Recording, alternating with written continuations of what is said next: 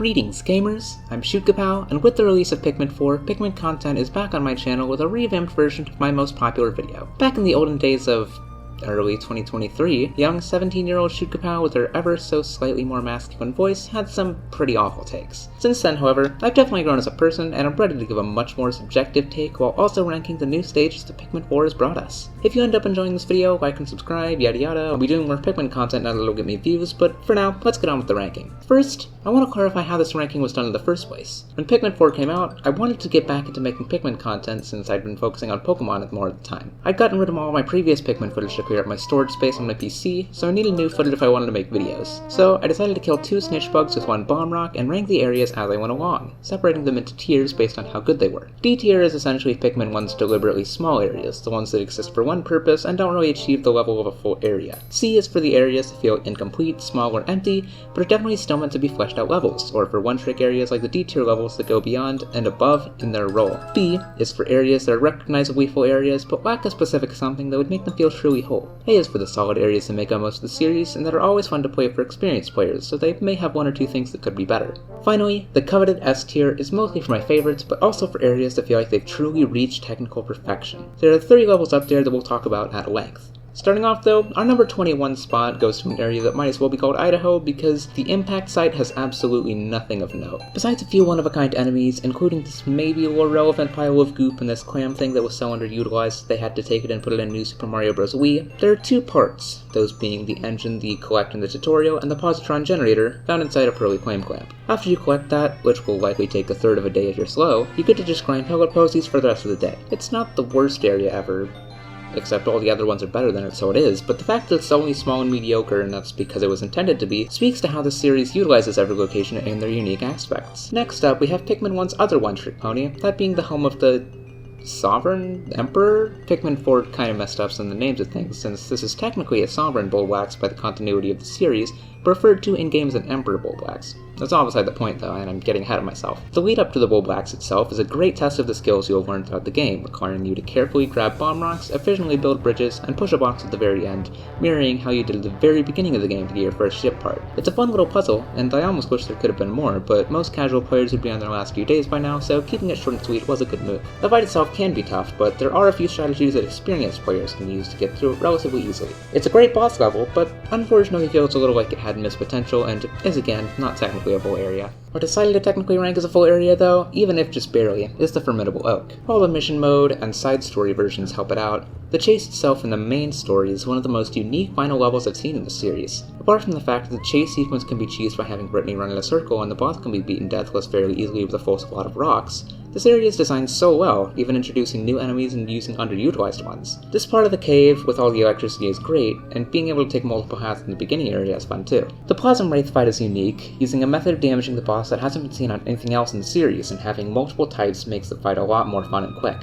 Overall, of the one-trick areas, the Formidable Oak is the least bland of them. Here's your participation award, now go sit in the corner with the other disappointments as we get onto the actually real areas. Well, Pikmin 2 had to have an opening level. While more impressive than the impact site, that's really not saying a lot when that area was 2 days long counting the intro. Now, the game does force you to spend 2 days in the Valley of Repose, and while those 2 days are a great intro, the rest of the area still leaves a lot to be desired. Once you've collected the blue Pikmin you need, you can come back and break down a wall to reach the back end of the area. Due to its post-game nature, the enemies are pretty tough and the terrain treacherous, but due to the size of the area, not for long. While the caves are great, with length, challenge, and unique mechanics, the area holds essentially only 2 due to Emergence Cave being a 2-floor appetizer, and the area itself only containing 3 caves as opposed to Perplexing Pool and Awakening Woods 4. Overall, the area just feels like it needed something more to truly flesh out what it was. It could have done with a little more time in the oven, some more land to explore, and probably another cave, but as it is, it lands in the C tier at number 18. The Giant's Hearth is up next, and initially, this area looks to be the most unique of Pikmin 4's bunch. It hits you early on with the fire starters you'll have used by now, and is definitely more tough right off the bat, throwing 2 spotty bullbears at you right away. However, as the level goes on, a lot of the novelty begins to wear off, and it becomes pretty clear just how much this area feels like a reworked blossoming Arcadia. It doesn't introduce a whole lot of new stuff, its layout and enemies feel similar, and Arcadia already did the fire starter thing in the Olimar story. Not even mentioning the fact that rock Pikmin, despite having their own onion here, have barely anything to do, the area feels overly reliant on the fire starters when reds already have enough usage and rocks barely see play. It still feels fun, but I'd put it in C+ near the Pikmin 2 bunch sooner than up with its fellows. Speaking of which, let's head to the other side of this Pikmin 2 sandwich. While the Awakening Wood is overall a decent area, it doesn't quite use the Forest of Hope's layout as well as the previous game does. It almost tries to keep being a tutorial, giving you a couple of easy caves to almost ease you into the Pikmin 2 experience, which I respect. However, I can't help but feel like this area needed more. A common complaint with Pikmin 2's overworld is that they feel almost like hubs of sorts, like they're kind of just there to let you get to the caves, which are the game's real main course. This is even clearer after playing Pikmin 4, which manages to balance the caves and overworlds perfectly. I'll admit, as a Pikmin 2 enthusiast, I was a bit disappointed there weren't more caves in Pikmin 4, but it serves to make the game much more enjoyable and balanced overall. Awakening Wood's highest highs with the Bulblax Kingdom, one of my favorite caves in the game, the blue Pikmin, which feel almost magical to unlock this time around, and the music, a driving march that signifies that, in stark contrast to Pikmin 1's hopeful theme, this time, you're here to get a job done. Overall though, it fails in some very important aspects, and I don't reasonably think I can place it higher than C+. Next up, we've got the black sheep of the bunch. While not exactly what I'd consider an area by conventional means, the Rescue Command post was on the tier website and has the elements that make it a level, with collectible treasures, an onion, and the ability to withdraw and propagate Pikmin. It even has a somewhat lacking cave, and a full 10 floors of Dandori challenges in the post-game. This is definitely the most unique area in the series, combining the usual Pikmin challenges with the sort of hub world for you to upgrade yourself in Ochi, buy gear, complete side quests, and even play whole side modes. While not exactly a full area, it does a standing job for what it is, but I still can't quite justify putting it any higher than the C+ tier, though it at least secures a spot above Awakening Wood. Moving on to the B tier, however, the Wistful Wild managed to just scrape by ahead of its predecessors. As the pinnacle of Pikmin 2's unfair mechanics and cheap gimmicks, this level is without a doubt one of the toughest challenges in the Pikmin series history. With 3 long, grueling caves, many tough overworld enemies, and the worst designed treasure in the series, it's no surprise that many players dread the return to this autumnal area. Starting with the layout, it's a mashup of the Impact Site and Final Trials maps, used very creatively and far less recognizable than the previous 2 areas. There are 2 paths you can take from your landing spot, one that requires blues to cross a river and build a bridge, and another that also requires blues to break down a wall and drain a body of water. Then you have some poison gates and an electric fence that you need to break down, then a fight against some bull bears and an armored cannon beetle larva respectively to reach the Dream Den and Hole of Heroes. Overall, the area works well and is fittingly tough, but it isn't really all that special and lacks content in the same vein as Valley of Repose. The caves are admittedly most of where you spend your time, as with the rest of the game, but that tends to distract from the charm of the area as a whole. And just because every other level jumped off a bridge doesn't mean that Wistful Wild has to as well. At least it didn't fall as far as some others. However, just like in the old outdated ranking that nobody should ever watch because it's awful and I can't believe it's my most viewed video to this day, the 2 fall-themed levels land right next to each other again, albeit separated by B- and B tier. The Twilight River is one of my favorite areas thematically. The fall aesthetic, the serene yet energetic music, and the lily pads lazily drifting down the stream create a beautiful environment and the perfect home for the adorable winged Pikmin. This area never really ends up feeling too fun to explore though, since the game takes you on a set and fairly linear path through all of it. First is the little bridge building puzzle, where you go around the starting area looking for bridge pieces to reach the winged onion. From there, you get to play around with the wings for a bit before heading on to do another bridge puzzle and reach the boss fight, which is a ton of fun.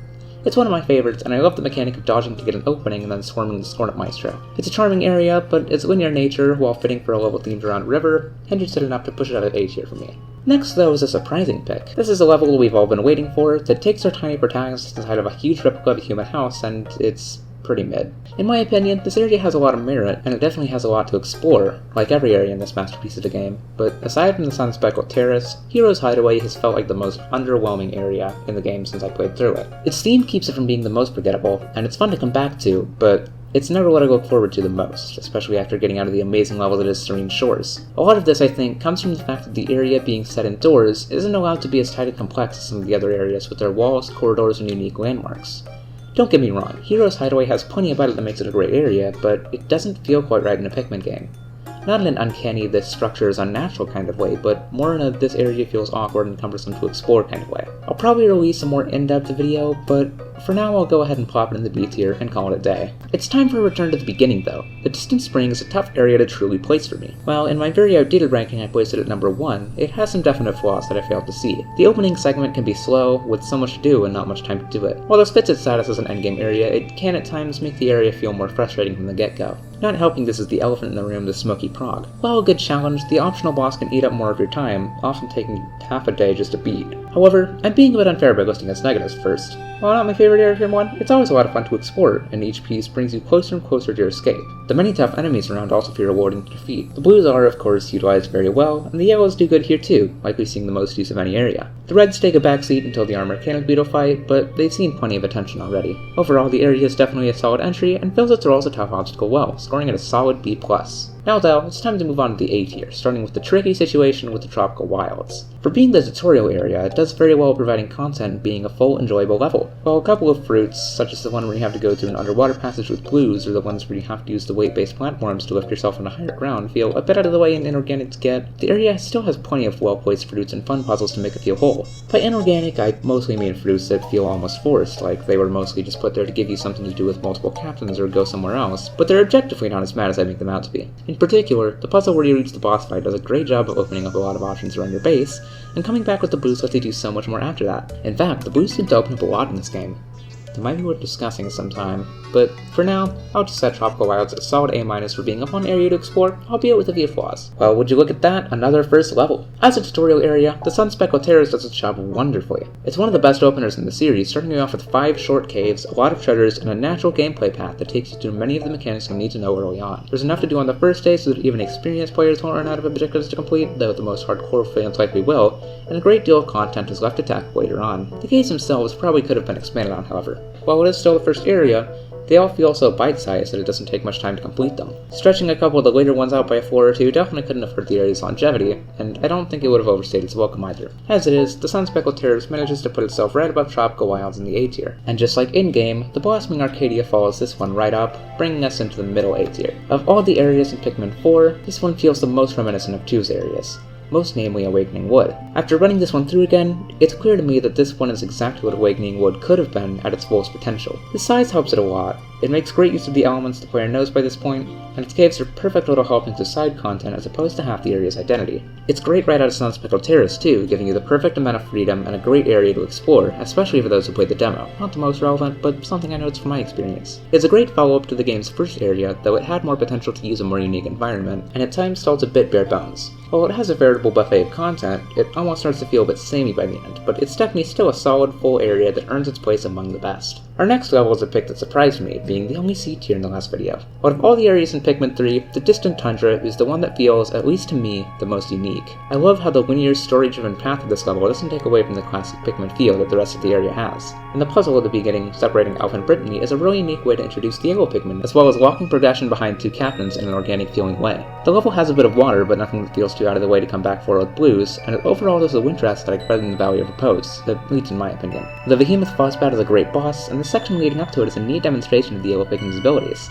The level isn't really anything special when compared to the rest of the series, but it's outstanding among Pikmin 3's cast, and that wins it some extra points in my book. Following that up though, is the very last area at the time of recording, that being the Primordial Thicket.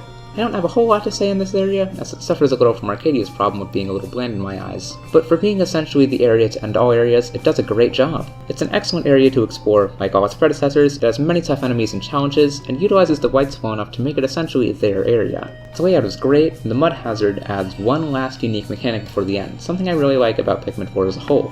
It's constantly adding new enemies, hazards, and things to collect, keeping the experience uniquely fresh in a way no other Pikmin game does. It has its flaws, yeah, but the Primordial Thicket makes a great successor to the Wistful Wild, and it's a nice treat to finish off a spectacular game, landing it in the A tier. Oh boy. Here we go. Let's just hop into it. Great area. I was far too hard on it in past videos, mostly because of what some might call a Dan Dory issue. The level, while the most unfair out of Pikmin 1's bunch, is a delight to explore, especially for an experienced player.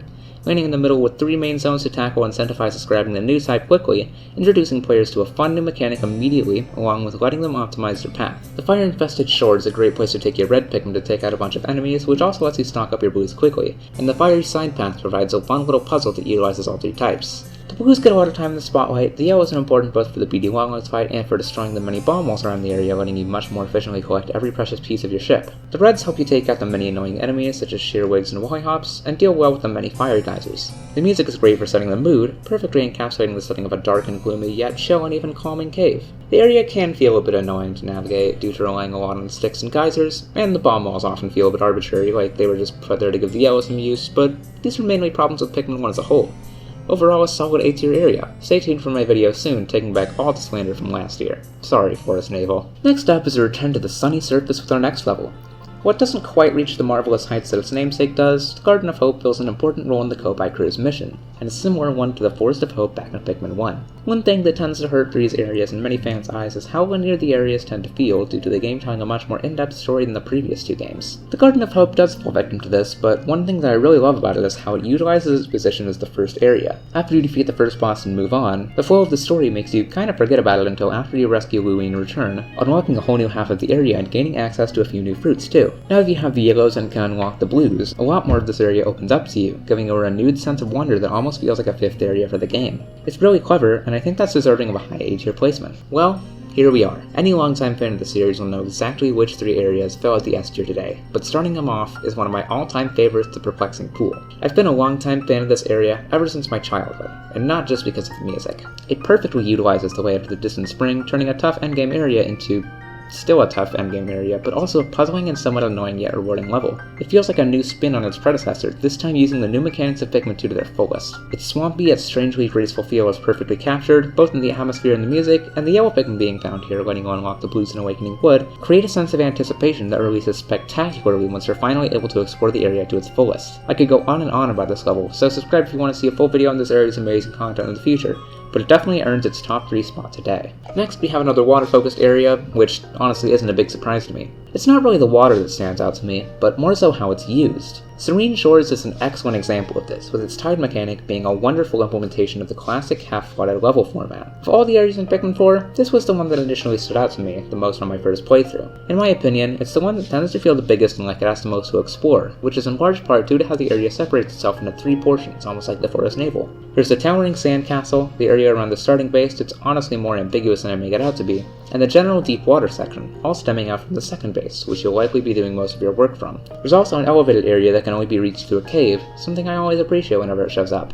And it's home to some fun new and returning enemies. On repeat playthroughs, it tends to start feeling a bit empty, a little quicker than the other areas, but that's mostly due to how I personally tend to clean out one section before moving on, I think. When all is said and done though, I think Serene Shores might be one of my favorite areas in the series, if not number 1, and definitely leads the pack for Pikmin 4's level. However, there's no truly unseating the classic, going all the way back to the beginning. While it may be debatable, I personally believe that the Forest of Hope is the absolute pinnacle of a Pikmin level, and perfectly encapsulates how the series should function. First off is the theming.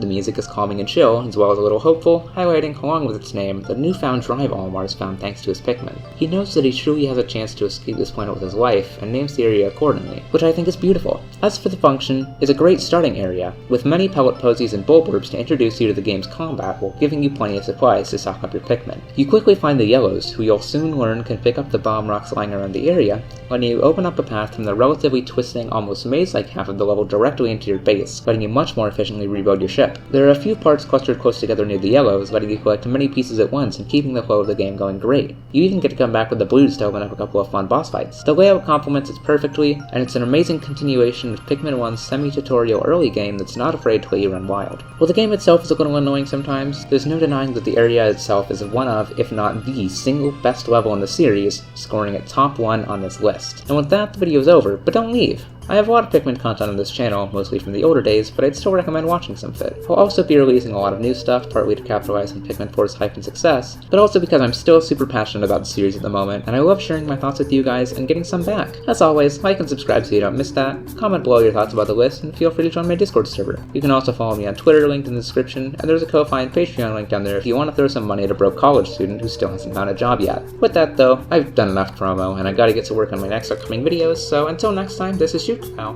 Over and out.